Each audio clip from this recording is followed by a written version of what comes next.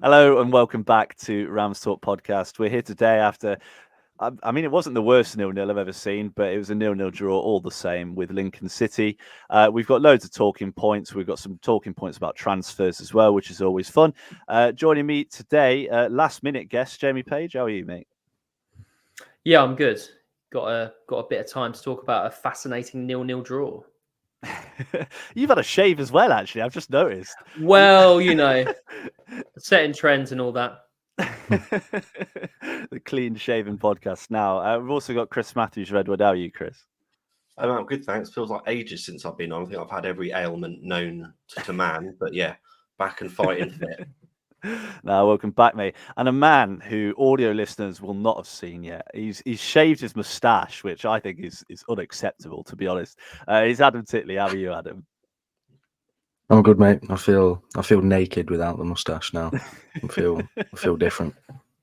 It's like a comfort blanket, isn't it? It absolutely is. If Derby start losing now, we all know why. I've got a little bit of a sore throat, so you'll have to bear with me today. So if I sound a little bit croaky, you know why. But Jamie, just to start, we have to talk about the chances that Lincoln missed, because it was not the most eventful game, but Lincoln had a few really, really good chances. Taylor running through on goal, had the defence for pace. 2 times put it over the bar or wide, and then the third one was saved and then cleared off the line by Aaron Cashin. I mean, we've got to talk about it straight away, because a team found a way to unlock Derby's defence in a way we've not seen many teams do. Is it a little bit of a worry, and can you see other teams using it as a weapon against us? Yeah, potentially. I mean, yeah, didn't score, so we can't. How is his fault? I think more than down to us. Yeah, no, it's true. But potentially that could cause problems in the future. Not sure what that is. What was that? That might be my housemates. I didn't know if that would get picked up. I shall mute if I think it's going to happen again. I shall put a message in the chat. Carry on, Jamie. Oh, that's live TV for you. Oh man.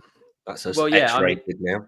Yeah, it was. Oh god, I can see how red I've gone on the camera. What was I even talking about? Yeah, Aaron Cashin. It was a little bit of a worry, because he did absolutely do Cashin for pace on 2-3 occasions, and normally Cashin doesn't get himself in those situations that he can get beat for pace. So it was a little bit of a worry, but yeah, we kind of got away with it. You can see why they signed him. He looks like a player that, if he finds his scoring form, is going to be a real problem. I'm not sure about the go faster hair, but it seems to work for him. Yeah. I'm sorry, I've completely lost my composure now. Jim Johnson says, now we know why Adam lost his touch.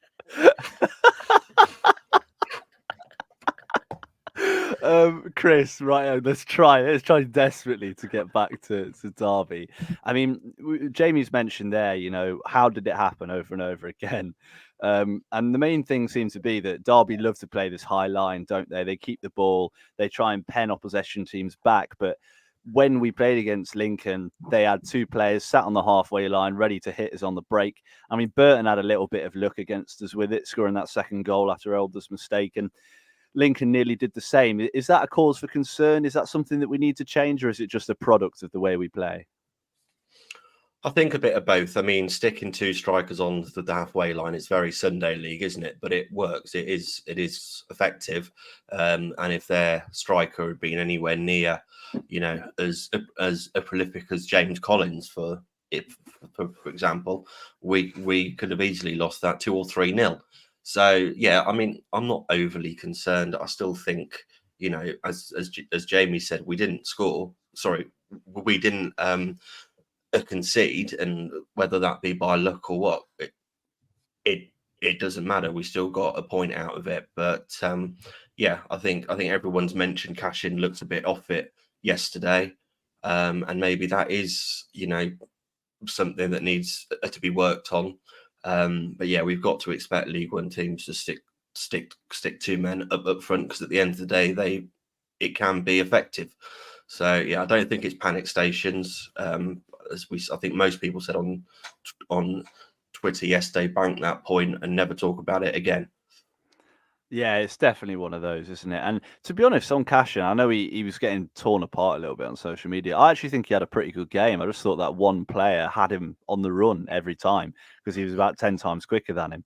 So I've got a little bit of sympathy for him. But then again, you play high line with a player that's not rapid. It's never going to work too well, will it? And Adam, I'm kind of scared actually to come to you for what could happen in the background. But well, we talked about it a lot yesterday, didn't we? With it, we didn't really seem to threaten Lincoln that much. We I guess struggled a little bit to break them down. We all know we love to get wide and put crosses into the box, and they put two men on both wide players. I think Mendez-Laing especially suffered from it because he was under constant pressure. And James Collins obviously isn't a big physical presence in the middle. He's a strong bloke, but he's not got that height, and he doesn't really dominate centre halves like we kind of need. Again, does it concern you a little bit that we're going to Lincoln, who are in a terrible run of form, and we just couldn't find a way to break them down, despite the fact that we score so many goals? I mean, a little, but then this is what January's about, isn't it? You know, fixing those sort of problems that are coming up, and that could maybe be instrumental come the end of the season. Obviously, we've extended the loan of John Jules, who I think we're yet to see the best from him. I think he's at a decent level right now, but we're yet to see the best of John Jules. And we keep saying Derby haven't really upped it, you know, into their best form at the moment. And I think that was the same case yesterday, really, wasn't it? Like you said, we like to put crosses into the box. They were cleared away at every opportunity, and the corners were pretty poor until probably the last 10 minutes. But I thought we tried some different things yesterday. As we actually seemed to try and go down the middle a little bit, and Conor Horahan was trying from distance a lot more, which is refreshing, but it was a classic 0-0, wasn't it, really? Both teams had a couple of half chances. Obviously, we said Taylor had the best of the chances in the game, but I'm not too worried about it, to be honest. I think we're going to have a couple of them games. I don't think it was I'm not seeing it as 2 points dropped at all, really, yesterday. Yeah, I think after the chances they had, you definitely can't see it that way, can you? But Jamie, one of the things that's happened in recent away games is we've played that front two the majority of the time. We've had Collins and we've had him up front with Mendez-Laing, and yeah, it's not your big man, little man completely, but at the same time, you've got Collins who likes to have it into his feet or his chest and have players play off him, and he'll try and play that way and then get into the box, whereas Mendez-Laing will run in behind, stretch defences. Yesterday, we had Mendez-Laing with a deeper starting position along with Barques and Collins up top, I guess, on his own. And we didn't get in behind Lincoln at all. We played a lot of stuff in front of them. As Adam said, we put balls in and they managed to get it away the majority of the time. And we didn't really threaten that much. Again, will Paul Warne look back at that and maybe regret not playing players like Mendez-Laing higher up the pitch? Or again, is it one of those where they just did a number on us? Yeah, I think they did do a number on us, and I think a couple of teams have done that all season, to be quite honest. I think in certain situations we need to be a bit more braver with our passing and with our forward play. But as Adam's just said there, I mean, the final third stuff just wasn't good enough, whether that be set pieces or whether that be finding the final kind of ball at the right time. So yeah, it's definitely, like you've said, like Adam said there, it's definitely 1 point that we've gained rather than 2 points dropped. But I just think we need that new energy now. I know we're going to talk about that later, but I think there's going to be certain players come in that are going to be able to take us hopefully to the next level. Yeah, absolutely. And we've got plenty of talk about transfers later on in the episode, so do not worry about that. I've got my list in front of me, and yeah, it's definitely there. One of the players, Chris, that I really wanted to talk about, and a player that I saw get a lot of criticism yesterday, was Louis Sibl. Now, I don't think Sibl had a bad game. I think he put in a really good ball for Collins, which he probably should have done a bit better with. And at the same time, he had a good shot, which was only just wide. And he did flit in and out of the game, but didn't every Derby attacking player. He's become a little bit of a scapegoat. I know he's not had a great year, and he's not had a great couple of years, has he really? But could you see Louis Sibl being at fault for anything yesterday? Or is it, again, just social media picking on the player that's not had a good run of form? I think now if Louis Sibl starts, everyone's eyes on him, aren't they? You know, everyone says, you know, he can make a good impact coming from the subs bench. Can he do it from the start? And every game where he doesn't, bend one in from 25 yards out, there's a bit of backlash. But I'd say I don't think he was worse than anyone else. I think most players yesterday in a Derby shirt were probably a 5 or 6 out of 10, and he was included in that. So yeah, there's always a scapegoat, isn't there?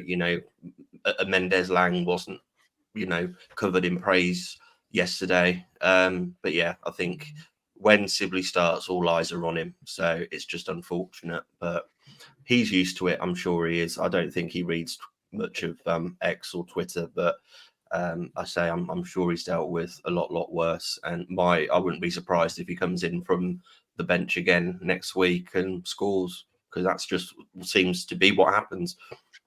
Yeah, and it'd be nice. It would be nice if he could get another one this season, because I, again, don't think he had a bad game. But you talked about player ratings there, Chris, and I've just got them in front of me here. And it's quite telling, to be honest, because every Derby attacker has got under a 7 out of 10. And then every Derby player that isn't an attacker has got above a 7 out of 10, which I think says a lot about how it was. I mean, Kane Wilson with a 7.6, which isn't too bad. Curtis Nelson with a 7.6. Cashin with a 7.8. Elder with a 7. I thought he put in a much better performance than he has in recent games. Still on his heels a little bit, but he's getting there. He's getting match fit, which is great to see. But one player, Adam, that I really want to talk about is Josh Vickers. Now, he looked a little bit wobbly against Burton, but he pulled out 2 or 3 really good saves, including that one-on-one save against Taylor and that free kick that I've got written here. So it shows why he's been brought into the team. He saves things. Wildsmith sometimes is a little bit questionable with these sorts of things. What do you make of it? And has he sort of proven why he's got this position? I'm a bit unsure, really, because I'm quite a big fan of Joe Wildsmith. I think, we've seen him grow into quite a talented goalkeeper for Derby County since when he first came into the side at the start of last season. And I'm quite a big fan of his because I think personally he's kept us in more games and gained us more points than he has dropped games. So I still think bringing in Josh Vickers is a little bit harsh on Joe Wildsmith. Yes, he might have had a dip in form, but I'm a big advocate for all players are going to have a dip in form. I thought Vickers had a good game yesterday. I thought he was solid. That save from the free kick and, like you say, the one-on-one save, they're just tidy saves, and he did his job. That was required of him.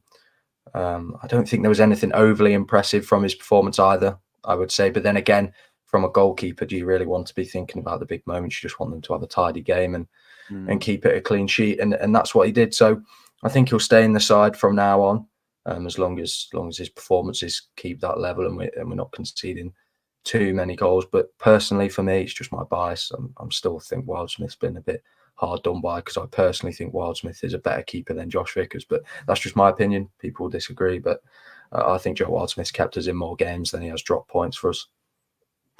Yeah, it's an interesting one, isn't it, Jamie? I mean, we don't want to talk about this every week, but it has become a bit of a talking point, hasn't it? The goalkeeper conundrum at Derby. And you look at Joe Wildsmith, great with his feet, great with the ball on the floor. I think he possibly controls his area better than Vickers as well.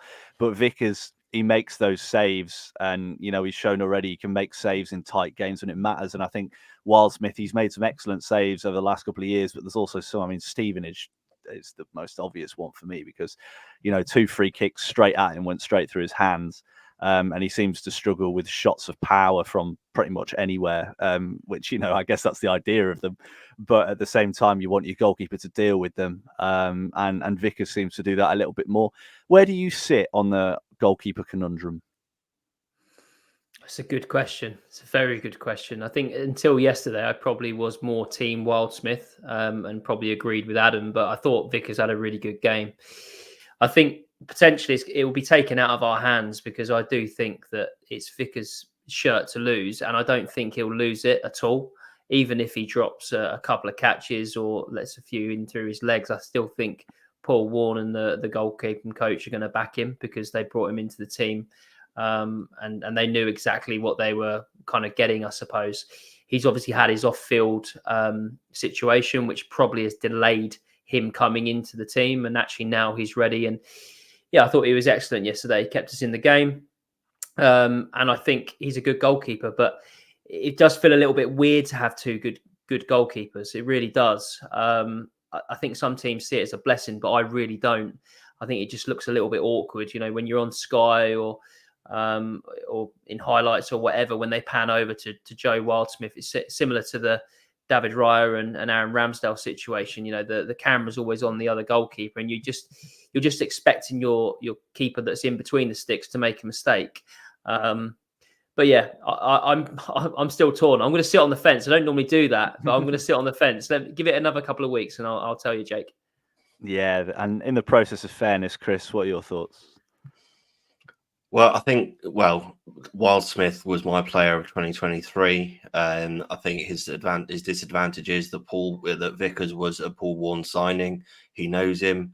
And was it just a case of just waiting for that couple of slips to give Vickers the chance? I got nothing against Vickers at all. I think he's a very good keeper, but I think Wildsmith is a lot better. He had a dip in form, but a goalkeeper's dip in form is so much more public than a winger's dip in form. But as Jamie said, having two good keepers is something I can't recall us having for quite a while, because I don't class Kelly Roos as a good keeper. I think it's tough on Wildsmith, and I would like to see him win his place back. But then the flip side of that is, if he does win his place back, it means that Vickers made a couple of howlers. So it's a tough one. But I personally have Vickers as the number 2, maybe the cup goalkeeper. But yeah, it's Warne's choice, and he's Warne's signing, so it was always going to happen at some point, wasn't it? Yeah, I think what Wildsmith needs to do is have a short-term 1-month loan to Rotherham, and then when he comes back, he'll be allowed to play for Derby again. Emergency loan, I agree. Yeah. Because we all know how it works. But no, I agree with everyone. I think there's pros and cons to both. I think it'll take a real dip in form or an injury to Vickers, which is of course something we don't want. But at the same time, it's disappointing for Joe, and hopefully we'll see him in a Derby shirt again. I think his contract's up at the end of the season, and yeah, if he can't win his place back, we might have seen the last of him, which is really disappointing. But let's not be dramatic too early, and let's carry on. I mean, just looking at some of the other notes I've got written down just on the game, there's really not many because it was not the most eventful game in the whole world. But one thing that Derby did do was miss a couple of really good chances. I mean, Max Birds was quite tough, a ball into the box. Collins had a header from a ball into the box that he possibly could have done a bit better with. And he also had a free effort on the edge of the box with his left foot that he skied over the bar. I mean, Adam, we talked about it. We'll talk about it again in a minute, I'm sure, with talking about new signings. But do Derby really need a striker up top or multiple strikers up top that can score goals? Because it's weird. Collins has scored 13. I think we've got a few players that have scored a lot, but we never seem to have players that are really clinical when it matters. Yeah, I think yesterday was the example of what Derby County need to look for in this January window as we approach the closing of it. Because I think James Collins has scored goals this season. I think he's in better form than he was last season. I think he's been more prolific this season, but yesterday he was marked out of the game, and when the opportunity did fall to him, his finishing wasn't there, and it wasn't really a James Collins opportunity either. Back to goal, having to turn and get a shot off isn't really what his strength is. I think maybe the best chance fell to Curtis Nelson early on that header. Sibl put the ball in, and Nelson was on the end of it, a free header, and he put it straight into the goalkeeper's gloves, and that really should have been 1-0 at that stage. But I think this season we've seen goals come from all over the pitch. I think I said this last week or the week before about how last season we relied so much on McGoldrick, but this season now the goals are coming from more areas of the pitch. And unfortunately, yesterday, when the goals weren't coming from the other places in the team, that's where you really want your clinical striker just to get on the end of something or to score a goal out of nothing. And unfortunately, yesterday, it just didn't really seem like we were going to get that clear-cut opportunity to score a goal, like a one-on-one or an error. And it just didn't come, and it was 0-0 written all over it. So I think this January, we've been linked with a couple of players in the attacking options, and I think that's a good signing from Paul Warne if he can pull that off, because it's clear that we're just lacking that clinical edge that we had last season, for sure. Yeah, definitely. I mean, I'm just looking at some of the comments coming in. We've got one comment talking about why do we ever look at the Guatemala national team, see what they've got there. It's like when we had Bielik and Yushviak and we were trying to get them to sign all their mates, and that didn't go too well. Ian says we need a left back, a creative midfielder, and a striker, not a 32-year-old donkey. I don't think he's on about you, Jamie. And Jim Johnson's asked the question about who do we think he's got lined up as a new striker. Now, we'll get onto that shortly, but firstly, we need to talk about a signing that we clearly have made. We've all seen the pictures now on social media. Corey Blackett-Taylor with a massive emoji over his face. It's very clearly him. He's signed for Derby, as it appears. Hopefully, by the time this episode is fully out, or you're listening, if you're listening on your commute, we've signed him and we've announced it. But Derby seems to do this weird thing where they don't announce players at the minute. I don't really get that.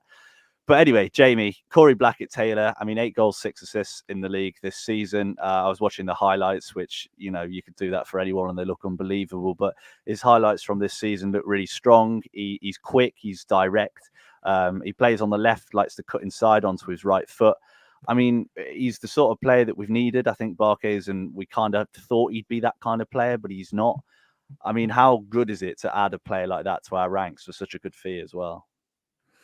Yeah, a really good fee. Getting a player with resale value for that amount is crazy, really, at this level. And if we can get promoted, I think he's the kind of player that can stay with us in the Championship as well. So I think that's the kind of player that we need. Obviously, I get the short-term goal that we need to get out of this division, but if we can sign someone that can help us now and in the future, then I think that's really important. But yeah, looked at the highlights like yourself, and yeah, he looks the real deal, in all honesty. And I go back to what I said on a preview a couple of days ago with regards to Peterborough. I think have the best strike force in this division, but I think if we get him over the line, which it looks like we're going to do, I think we're taking a step closer to Peterborough, in my opinion. And I think it's exactly the sort of sign that we need if we're looking at these top two places. I can't say I've been that excited about Paul Warne signings so far. I think they're all quite solid. I don't think they have that. Sonny Bradley. Oh, don't get me started. Yeah. Actually, I was to be fair. No, I was actually a bit excited about Sonny Bradley.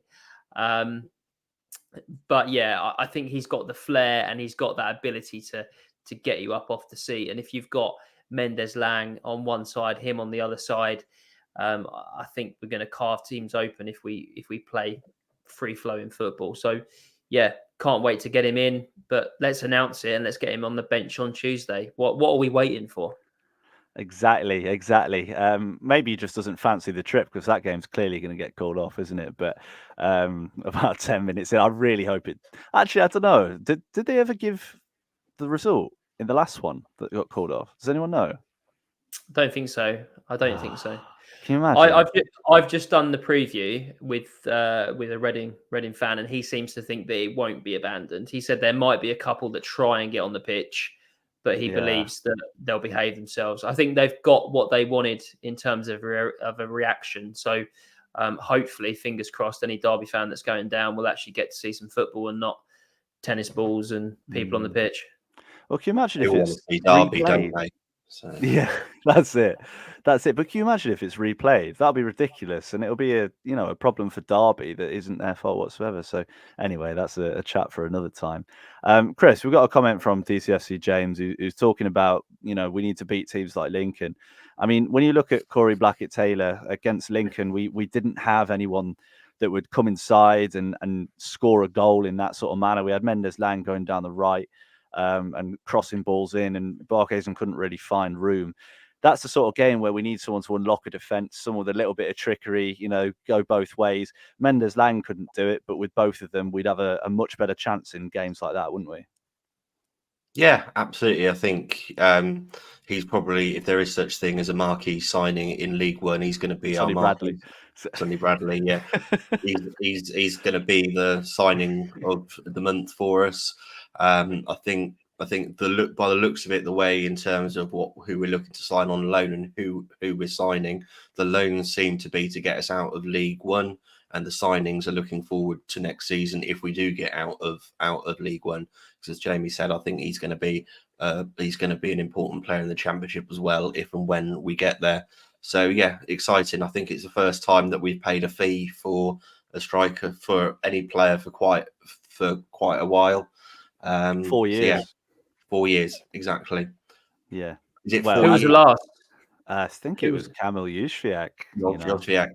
Yeah. Was the last one, because we went into admin not long after that, did we? Mm. So, So or at the least fact we're actually yeah. signing people for money is a good sign, and I really hope he can make a quick impact because he needs to. I think if we can get him and Mendes-Lang firing, as long as we've got the striker in the box to finish it off, I think we'll be laughing. Well, Chris, if we sign, when we sign Corey Blackett-Taylor, if he fires us up to the Championship, that empty picture frame behind your head, you have to get a picture of Blackett-Taylor in that frame for every episode after that. Is that all right?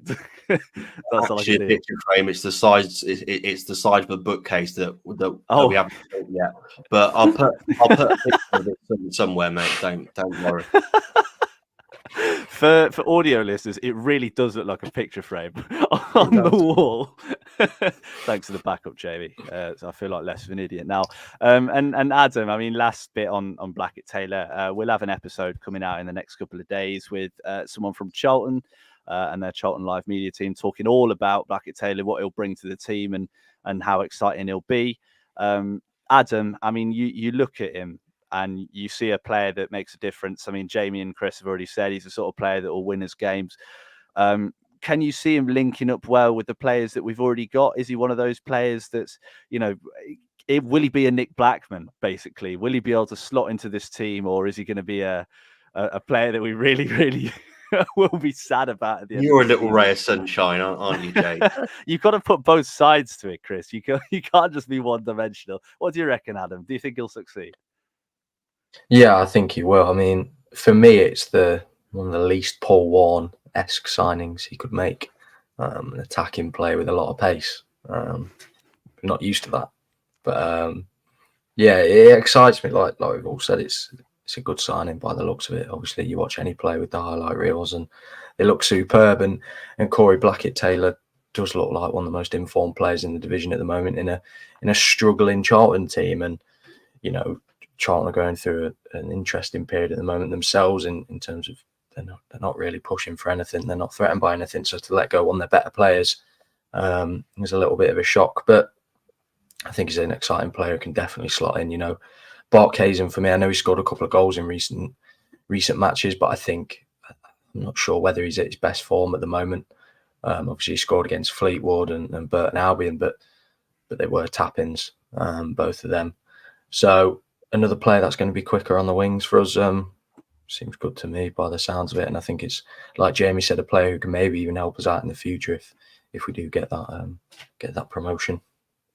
Absolutely, and we also need to talk about players that Derby are linked with as well. There's a couple of comments about Michael Smith. Now I'm just looking at his stats up in front of me. He's ex-Rotherham, so ticks that box, which is a great start.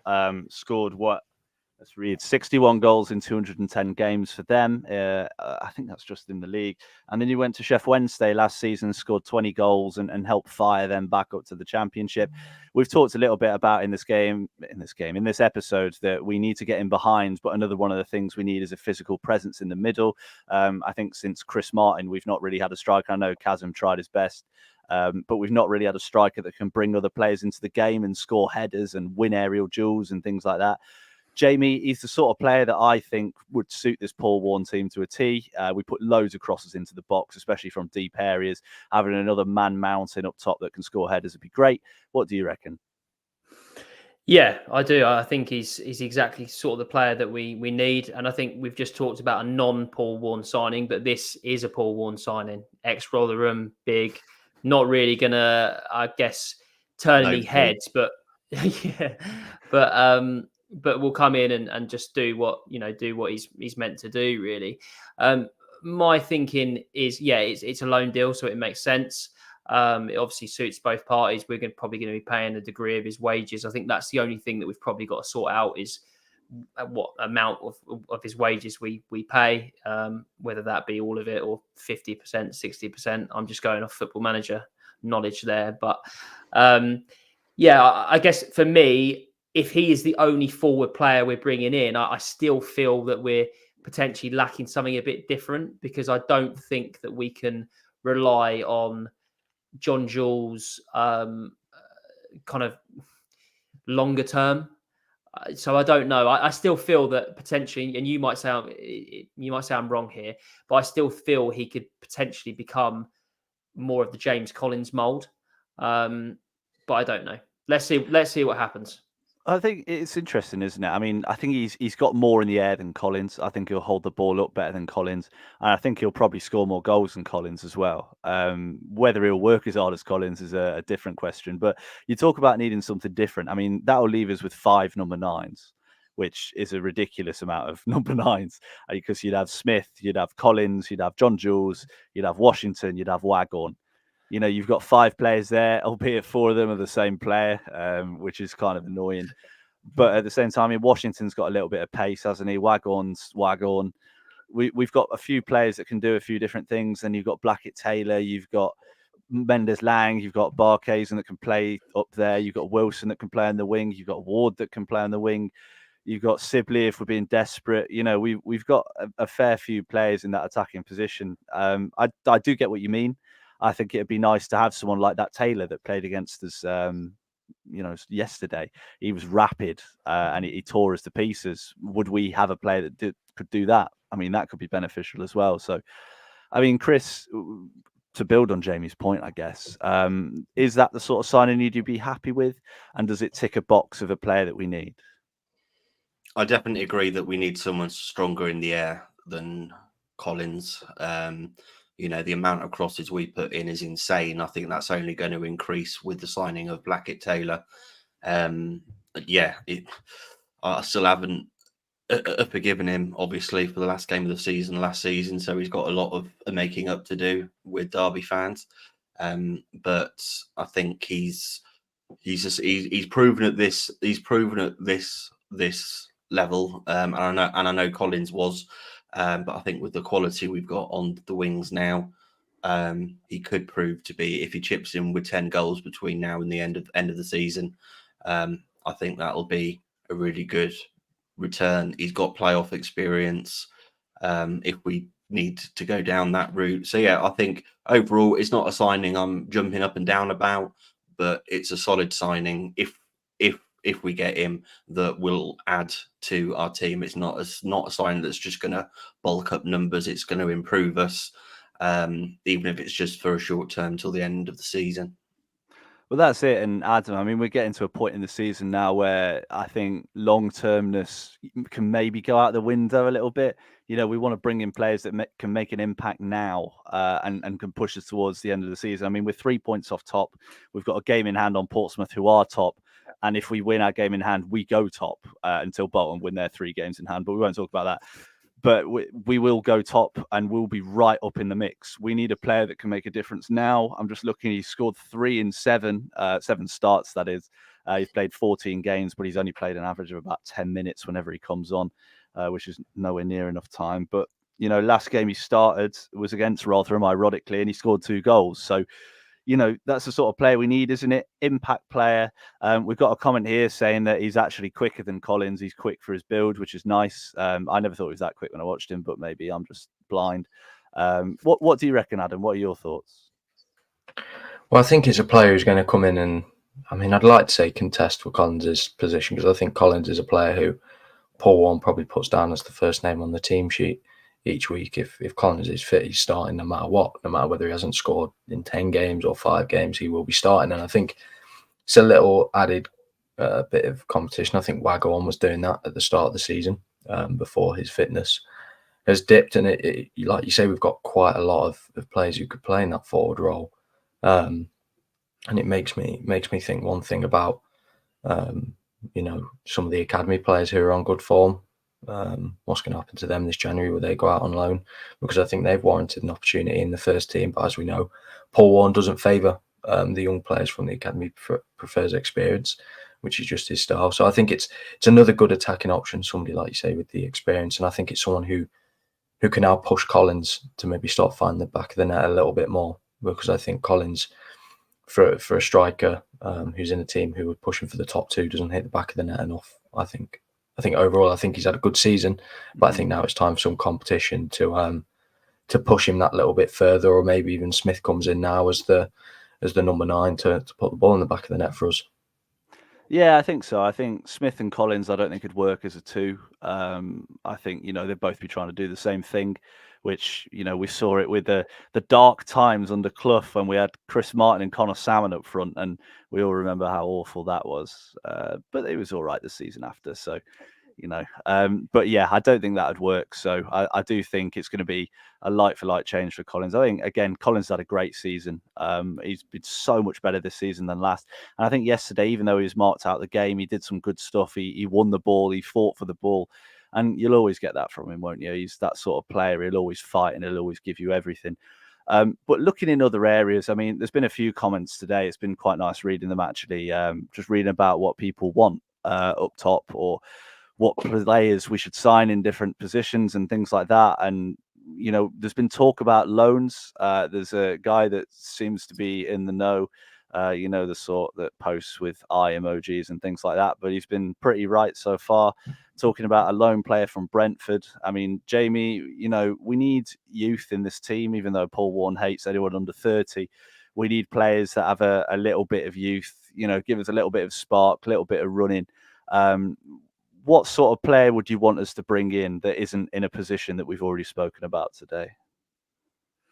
I think for me, we need someone just to tie it all together.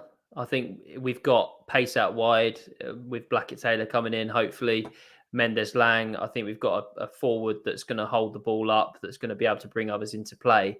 Now I want somebody that's going to be in that kind of, I know we don't play the 10, but more of a forward midfielder that's got ideas and can actually get into the box, score goals, and can also find killer passes. Because I just don't think. Yeah, I guess so. Yeah, +8. I mean, I keep talking about it, absolutely loved Randall for Peterborough. I think he completely controlled the game. I think he was having a hell of a time at Pride Park. I know he cost Peterborough a bit of money, but somebody that can just get the foot on the ball, that can find passes. And do I think Max Berg could do it? Probably, but I just don't think he's consistent enough to be able to take us to the next level. I think we need something else. I also think, well, it's either that or just someone that's going to go and win the ball back, a Graham Shinnie-esque player that's just going to kick people and get the ball back and give it to players that can hurt the opposition. Because I don't think we've got that. I think Hourihan and Bird are a little bit too soft in the middle for my liking. Wasn't it? It's meant to be Tyrese Forner that would play that role. Well, yeah, but as you see on Saturday, Darren Robinson got in the squad ahead of him. If Forner's fit, which we don't, I don't know, mate, but I imagine he is.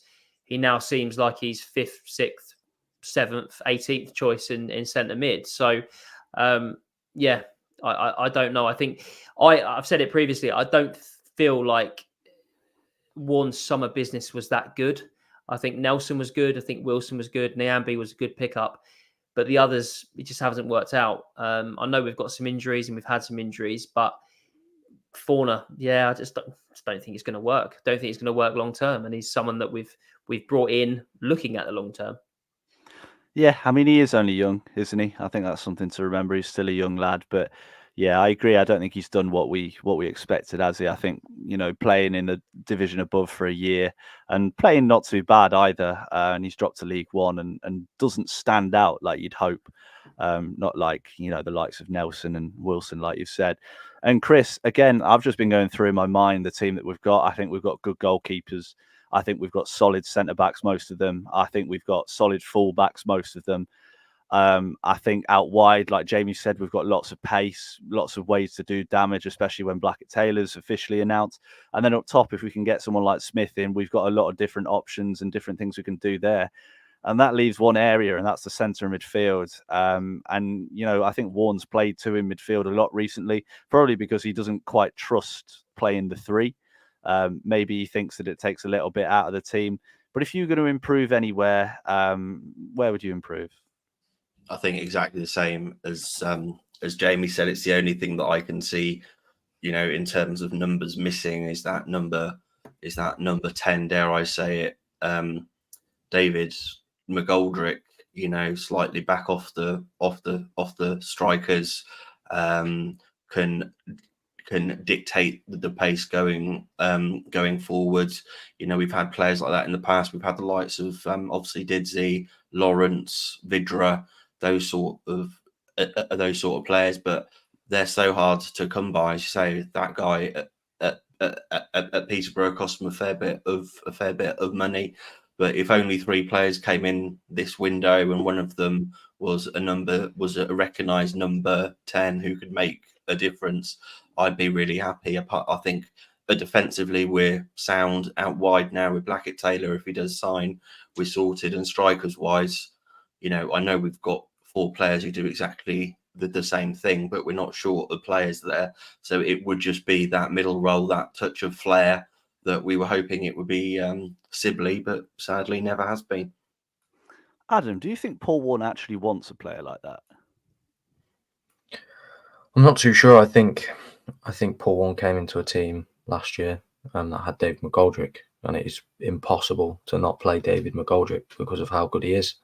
So I'm not sure whether Paul Warne does, because in my head I could see Tyrese John Jules playing that sort of role, just sitting behind and having a little bit more freedom. Because we've seen when he's played in the 2 with Collins, he hasn't really got much to go off, many chances. But I don't think Paul Warne does, because we've seen him change formation a couple of times this season and alternate depending on fitness and injuries. And we saw Waghorn almost played that at the start of the season. That role, and he did quite well there. Mid on earth. Yeah, exactly. And he did quite well, however, in the games that he played. But his fitness is never going to be consistent now because of his age and the point of the career he's in. So, I almost don't think Paul Warne does. He likes the wide men more, and he doesn't. And we do know Paul Warne does not like the football to go down the middle. So, yeah, I don't think he would want an attacking midfielder. And we've seen how Sibl has been moved about and put in many different positions on the pitch, left back, recently as well. So, no, I don't think he does. We have a couple of players who I think can play that sort of role. But as I've said, Derby are a team that love to go out wide and down the wings, and going down the middle is not something I can see us doing for the remainder of the season at all. Yeah, I agree, to be honest. I think the number 10 role slowly dying out in football, isn't it? It's one of those that's on the way out. I remember a thing about Mesut Ozil, and it's like he's the last sort of out-and-out number 10, because they're seen as a bit of a luxury player. I think Tom Lawrence was a luxury player. And for that reason, I think the team suffered at times, even though, occasionally he'd come up with moments of quality. If he wasn't delivering, he was basically a waste of a position. I think Paul Warne likes to have effective players in every position. A winger's always going to be dangerous. A striker's always going to be in the box. And if you've got 2 midfielders that are willing to work and progress the ball forward, I think that's probably what he's after. So, yeah, not 100% sure. But Adam's just put in the chat. Go on, Adam, say it with your chest, mate. Say what you want to say. You're muted. You're talking to yourself. I'm talking to myself there. I was saying Tom Ince available. I said it last year when we were talking about future transfers. Getting back to Derby. Give him all the time he wants. Put the contract in front of him. Get him back. We're talking about a number 10. Yeah, why don't we bring back the striker with the best minutes to goal record in League One as well? I don't know who that could be. But he might have the same name as a singer from Coldplay. So, we'll see. We'll see. Right, we should probably talk about the 2 games coming up. We'll just do a real quick score prediction and little preview. I mean, Reading's going to be a weird one. I think we don't know whether it'll be abandoned or not. Obviously, Jamie, your guy says it probably won't. We've got to hope that it doesn't, and we end up getting the win. And then we've got Cheltenham at home as well. They've been revitalised since they got their first point of the season against us. So thank you, Derby, for that. But they're looking a lot better now. I mean, where are they in the league? I mean, still in the relegation zone, but they're right up there and only a few points from safety. 2 games that definitely won't be easy. I want goal scorers. I want score prediction. Jamie, what do you reckon? So I'm going to believe that the Reading game is going to go ahead, and I think we're going to win 2-1. and I think James Collins is going to get 2 from open play.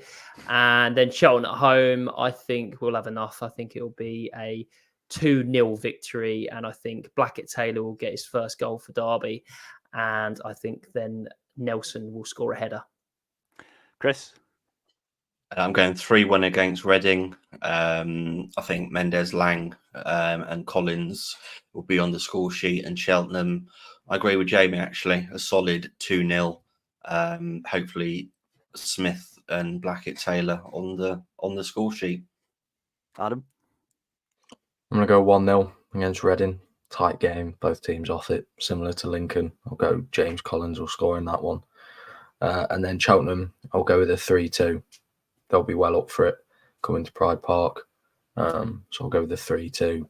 Corey Blackett-Taylor if he's announced, and maybe Conor Horahan with a couple. Maybe he's starting to find the back of the net now. So that's what I'll go with for Cheltenham.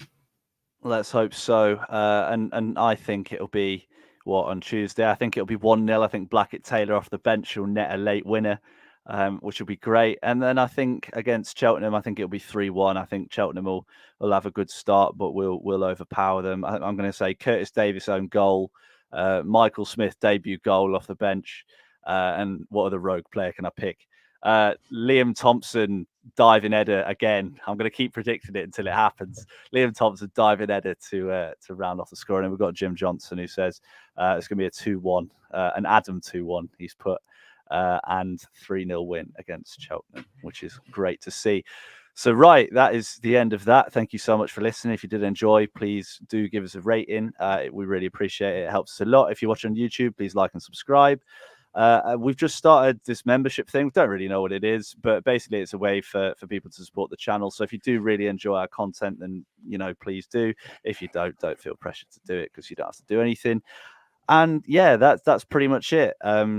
Let's hope we talk about some goals next week because, it's pretty hard to talk about a 0-0 for 40 minutes, but somehow we've got there. So thank you very much. Goodbye from me. It's goodbye from me. Goodbye from me. Goodbye from me. Thank you very much, everyone. We'll see you next week.